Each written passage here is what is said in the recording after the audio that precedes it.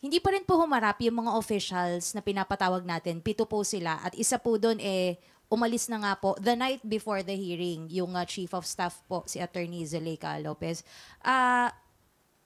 Of course, hindi po siya makakaalis nang wala pong pirma or travel authority. Do you think po ang Vice President po ang nasa likod nung hindi po pag-attend ng mga ito? At kumbaga parang hinayaan pa po niya makaalis ng bansa yung isa? Well, the first question we should be asking is, who is set to benefit from her absence? Diba? Sino ang magbebenepisyo na umalis siya?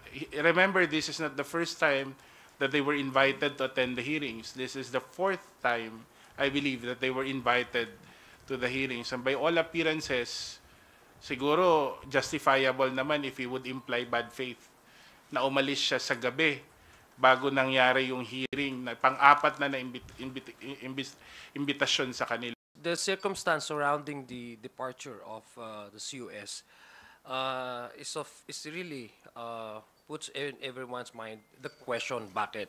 The timing is very suspicious, no? It also speaks about priority.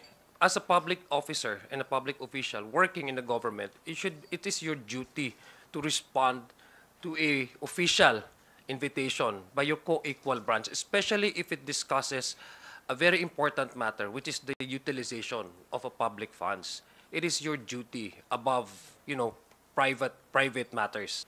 Good faith is presumed in every act, no? But the presumption does not apply in this case. So, ibig sabihin, meron hong bad faith sa mga anong rason. Unang-una, they were invited several times. Pangalawa, makikita pong merong bad faith kasi umalis po siya ng bansa the night before the scheduled hearing. Ang implikasyon po kasi nito is magdududa po kasi yung taong bayan. Ibig sabihin, baka tumataka sila or iniiwasan nila ito pong Quadcom hearing para hindi sila matanong sa mga issues na pinupukol sa kanila. So, I call the attention of this person na unahin ang kanyang trabaho because the Chief of Staff has the obligation to explain the irregularities, the concerns, and the issues. Kasi kung wala naman tinatago, bakit ka umiiwas? I remember in law school that they always say that flight is an indication of guilt.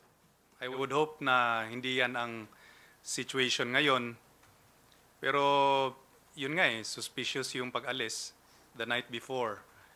And we also have another saying in law school, the guilty flee when no one pursueth, but the innocent are bold as a lion. So gaya ng sinasabi ni Attorney Jill, na kung wala namang tinatago, wala namang reason na umiwas po tayo.